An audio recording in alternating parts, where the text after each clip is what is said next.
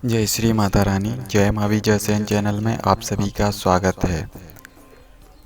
क्यों व्यक्ति के लिए अपमान सहना पड़ता है? क्या कारण होता है जो व्यक्ति निरंतर ही अपमान सहता रहता है? उसका कोई कारण भी नहीं होता है, उसकी कोई गलती भी नहीं होती है, फिर भी उसको अपमान सहना पड़ता है। तो आज हम आप सभी को इसी विषय पर बताते हैं, क्योंकि ऐसे बहुत सारे लोग हैं जो लोग घर से लेकर बाहर तक अपनी ज़िंदगी में ऐसी कई स्थितियों परिस्थितियों में अपमान सहते रहते हैं, जहाँ पर उनकी कोई गलती भी नहीं होती है, फिर भी उनको अपमान सहना ही पड़ता है।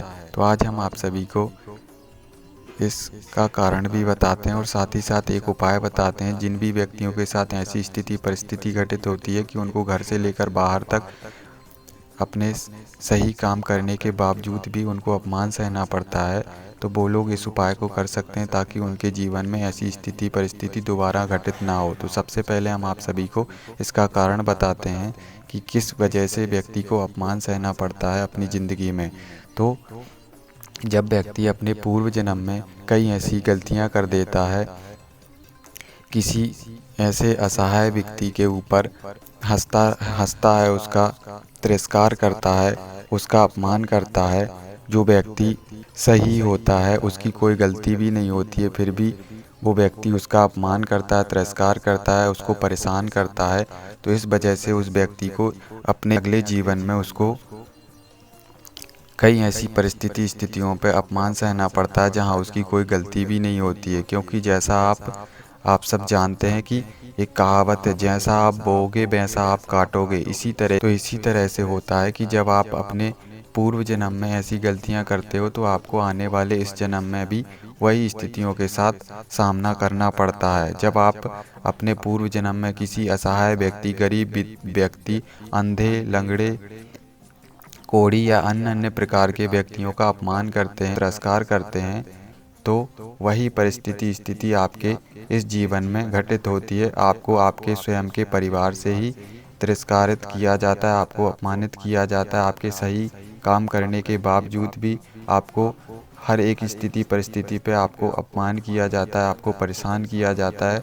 घर से लेकर बाहर तक आपको अपमानित किया जाता है। कहीं भी आप घर से बाहर जाते हैं तो वहाँ भी आपके दोस्तों के द्वारा आपको अपमान कहीं ना कहीं सहना ही पड़ता है। तो यही सब कारण होता है कि आपने अपने पूर्व जन्म में ऐसी गलतियां, ऐसे पाप किए होते हैं, जिन गलतियों जिन पापों की वजह से आपको इस जन्म में ऐसी परिस्थितियों से सामना करना पड़ता है, ऐसी स्थितियों को आपको भुगतना पड़ता है। आप कुछ उन परिस्थितियों के लिए कर भी नहीं पाते हैं और आप सोचते हैं कि हमने ऐसी कौन सी गलती कर दी जो हमें हर एक जगह पर अपमान सहना पड़ता है। तो जो भी हमने आप सभी को बताया, यही सब कारण की वजह से आपको अपने जीवन में अपमान सहना पड़ता है। आप सही काम करते हैं, आप हर एक स्थिति परिस्थिति को सही तरह से समझकर चलते हैं, फिर भी आपको अपमान सहना पड़ता है। तो यही सब कारण होता है जो आपने पूर्व जन्म में गलतियां पाप किए होते हैं। तो अब हम आप सभी को एक उपाय बताने जा रहे हैं। जो भी व्यक्तियों के साथ ऐसी स्थिति परिस्थिति घटित होती है कि उनको अपमान हर एक जगह पर सहना पड़ता है, हर जगह पर कोई ना कोई व्यक्ति उनका अपमान कर देता है, तो वो लोग इस उपाय को कर सकते हैं ताकि उनके जीवन में जो भी ये दिक्कत समस्या हो रही है वो धीरे धीरे स्वतः ही ठीक होने लग जाएगी। और जो लोग भी उनका अपमान करते होंगे वो व्यक्ति उसका अपमान करना धीरे धीरे रुक जाएंगे। तो आप सभी के लिए करना क्या है, जिन व्यक्तियों के साथ ऐसी स्थिति घटित होती है उस व्यक्ति के लिए रविवार के दिन से या सोमवार के दिन से श्री मातेश्वरी माता रानी के श्री चालीसा का पाठ और श्री शिवजी भगवान के श्री चालीसा का पाठ करना सुबह और शाम एक एक बार शुरू करना है। उसको पूर्व दिशा में एक लकड़ी की बजोट के ऊपर घी का दीपक प्रज्वलित करना है, धूप प्रज्वलित करनी है, और उसके बाद आसन पर बैठने के बाद आप उसको माता रानी के श्री चालीसा का एक बार पाठ करना है। उसके बाद भोले बाबा के श्री चालीसा का एक बार पाठ करना है, और दोनों जन से माता रानी का श्री चालीसा का पाठ करते समय उसको प्रार्थना लगानी कि हे मातेश्वरी, हम आपके श्री चालीसा का पाठ करने जा रहे हैं, तो आप हमें अनुमति प्रदान करें और श्री चालीसा का पाठ आप सुनिए और स्वीकार करिए माता।